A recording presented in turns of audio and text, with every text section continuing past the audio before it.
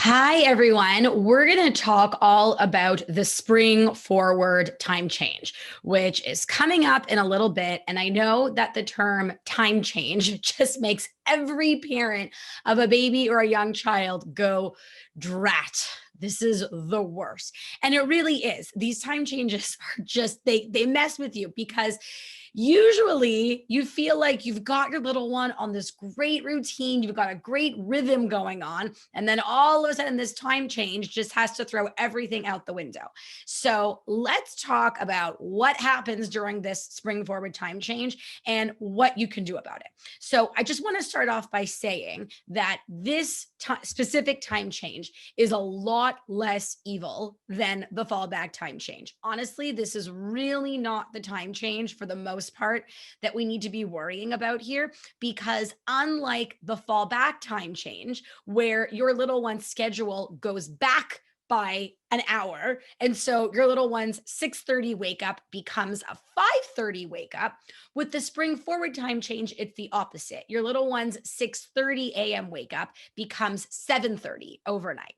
And so it's a lot less scary of a time change because we are in much more of a position of control here, where, if you want your little one's 6:30 wake time to remain the same and you don't want 6:30 becoming 7:30, it's much, much easier to fix than forcing your little one to wake up at 6:30 as opposed to 5:30.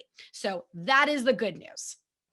All right. So, first, let's talk about what to do in terms of your little one's schedule come the spring forward time change if your little one is still napping. So, I'll tell you what my action plan is with my son, who is 2.5. So, JJ still takes a solid 2.5 hour nap 7 days a week. It's usually from about 1:30 till 4. Sometimes it's 1 to 3:30. And so I'll tell you first off, a lot of people ask me about what they can do to prep their little one for this spring forward time change. I don't do any preparation for this one, mainly just because, first of all, he's in daycare 5 days a week. He's in a morning program. I pick him up at 1 o'clock. But in order for me to be able to prep his schedule for this upcoming time change, I'd have to pick him up early. And I just don't want to do that. It just doesn't work. So there really isn't feasibly any preparation I can do, nor if any of you have your little ones in daycare. It's just not possible. And you know what? It's okay, because here's what I'm going to do instead. So JJ's morning wake time is usually around 7. And so, what the spring forward time change does is it takes an hour out of the night for us. And so, 7 a.m. automatically becomes 8 a.m. And so, it's kind of like 6 a.m. becomes 7 a.m. And so, I'm not going to let him sleep all the way until 8 a.m., even though that would get him a full night's sleep, because 8 a.m. is just too late of a time for him to be starting his day. He's not going to be napping till later. He won't go to bed until later. It doesn't work around here.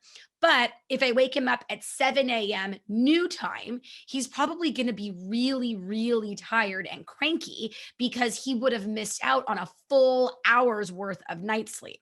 And so, what I'm probably going to do is compromise and wake him up at 7:30 new time. So, 7:30 new time is like 6:30 old time. So he'll be missing out on about 30 minutes of sleep.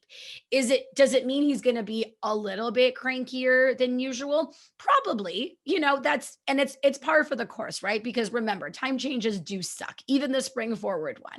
And so this way I get him up at 7:30 new time.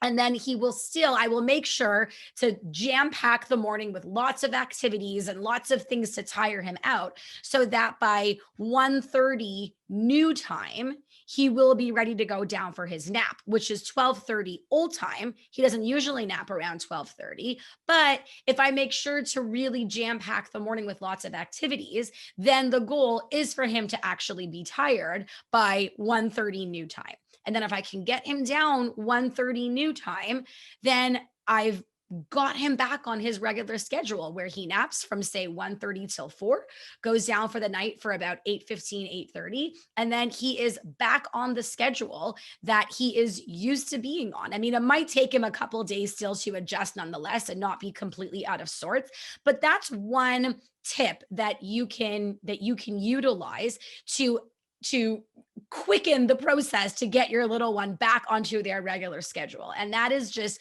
don't let them sleep in. Wake them up 30 minutes earlier than usual so that you can get them down for their nap, either on time or a little bit earlier than usual. And then you'll be able to get them down for the night at the right time.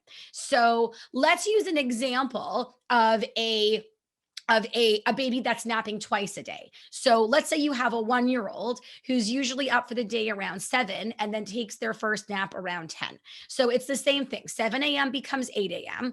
If I was in your shoes, I probably wouldn't let your little one sleep all the way in until 8. Maybe wake them up at 7:30, and then that first nap of the day will be 10:30. So it's 30 minutes later than usual, but it'll only take you a couple days to get them back on track. So instead of your little one napping at, let's say, 10 and 2:30, they'll be napping instead on this day at 10:30 and 3 new time. But then here's what you can do, guys. The next morning, rather than letting them sleep in till 7:30, just wake them up at 7. And so that's what I'm going to be doing with my son. So on the Sunday, he'll get woken up at 7:30 for the day new time. By the Monday, when he is back in school and daycare is starting again, and we're off to a new week, he's got to be up for the day at 7 o'clock new time anyways. And then that's going to allow his body to adjust. And so if you let your little one sleep in on Sunday, and they sleep in all the way until 8 when they're usually waking up at 7, the next day, just wake them up earlier and earlier. That's really what the key is here, because what this time change is doing is it's shifting the schedule later. If that works for you, great. But if it doesn't work, then every day just wake them up a little bit earlier until you get them back on their previous schedule, because the morning wake time is important here, right? The morning wake time is what determines the nap times, and then the nap times determine the bedtime. And so it all stems from that morning wake time. So as long as you spend those next few days gradually waking your little one up earlier and earlier, they will get back onto their regular schedule. Here's my advice for those of you who have little ones who are not napping anymore. So maybe you have a 3-year-old or a 4-year-old who wakes up for the day around 7 and then goes to bed for the night for 7:30. And you don't want your little one waking up at 8 and going to bed for 8:30, because that's exactly what the spring forward time change does if you don't intervene.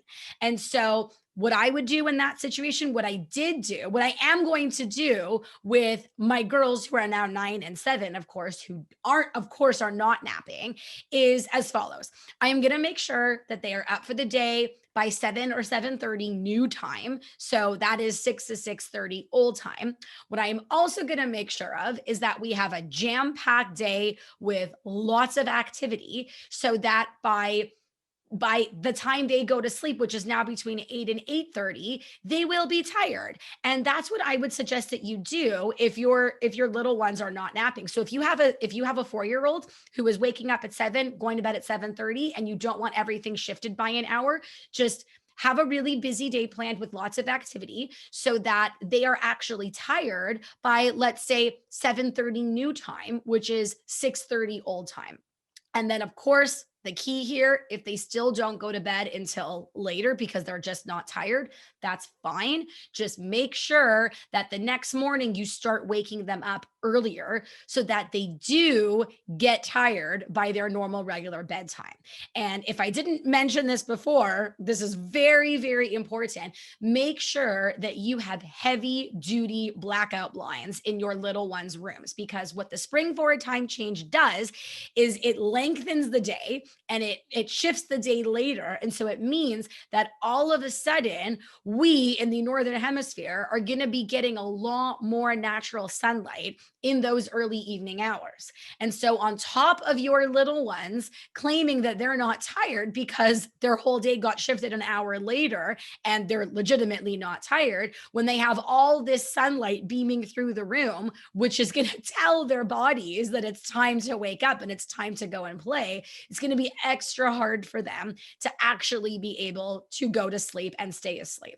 So if you haven't already installed some heavy duty blackout blinds in your little one's room, I would make a beeline for Home Depot or, your nearest hardware store, your nearest, decor store. Even IKEA has got really fantastic blackout blinds, and I would get those up immediately. Now, let's talk about what you can do if you have a little one who is an early riser, who has been lately waking you up at the crack of dawn. Here's the good news for you is that this spring forward time change is kind of like Mother Nature, the universe, handing you a gift on a silver platter, because your little one's 5:30 a.m. wake time is going to automatically get shifted to 6:30 thanks to this spring forward time change. And so you want to take full advantage of that. And so my biggest piece of advice would be, when your little one's wake time becomes 6:30 as of that Sunday morning, make sure that his naps also get shifted later to account for that. Because clearly, what we need to do here, if you've got a chronic early riser, is just shift their whole schedule later and make sure that everything gets shifted later, not just the morning wake time. So if your little one is napping twice a day, and that first nap of the day usually happens around 9, allow it to shift to 10. Don't keep that morning nap at 9, because then that's going to undo this amazing benefit that the spring forward time change is offering you. And last but not least, just be patient with your little ones. Time changes are no fun. They stink. We want them gone. But unfortunately, it doesn't look like they're going anywhere anytime soon. And so we just need to do our best to muddle through them. And it is very normal to have a few rough days of fussy, cranky, overtired babies, and toddlers and preschoolers. I mean, let's remember, it's very normal for us as adults to struggle for a few days adapting to this new time change. So be easy on yourself, go easy on your little ones, give everybody a few days to adjust, and I promise you they will adjust. And remember, this time change is not nearly as bad as the other one. So as long as you know what to do and you have an action plan, you will be just fine.